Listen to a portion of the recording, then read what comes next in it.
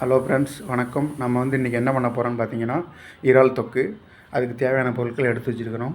பார்த்தீங்கன்னா, இப்போ அதுக்கு தேவையான பொருட்கள் நான் சொல்கிறேன். வெள்ளைப்பூடு, கொத்தமல்லி, அதுக்கடுத்து கொத்தமல்லி எலை, புதினா, சீரகம், பெருஞ்சீரகம், வத்தல், அதுக்கடுத்து மிளகு, அதுக்கடுத்து வெங்காயம், தக்காளி எடுத்துருக்கோம்.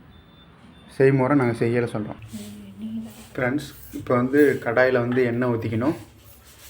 அடுத்து எண்ணெய் கொதிச்சதும் கடுகு போட்டுக்கணும். எண்ணெய் கொதிச்சதும் கடுகு போட்டதும் அடுத்து வெங்காயத்தை போட்டு பொன்னிறமாக வதக்கணும். வெங்காயத்தை பொன்னிறமாக வதக்கினப்பட்டு நம்ம அரைச்ச பேஸ்ட்டை அதில் சேர்த்து நல்லா வதக்குங்க.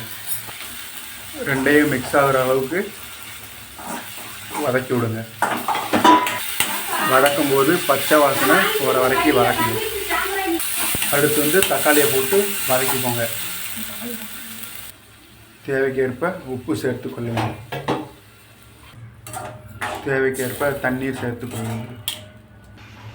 நல்லா கொதித்தவுடன் பிரானை சேர்த்துக்கொள்ளுங்கள்.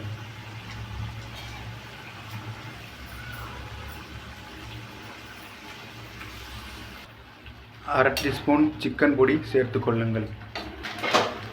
தேவையான அளவு குழம்பு பொடி சேர்த்துக்கொள்ளுங்கள். அடுத்து நன்றாக மிக்ஸ் செய்யுங்கள்.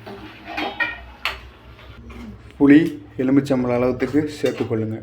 அதை ஊற வச்சு கடைசி கொதிக்கையில் ஊற்றிடுங்க. நன்கு கொதி வந்தவுடன் கொத்தமல்லியை சேர்த்துக்கொள்ளுங்கள். இப்போ நமக்கு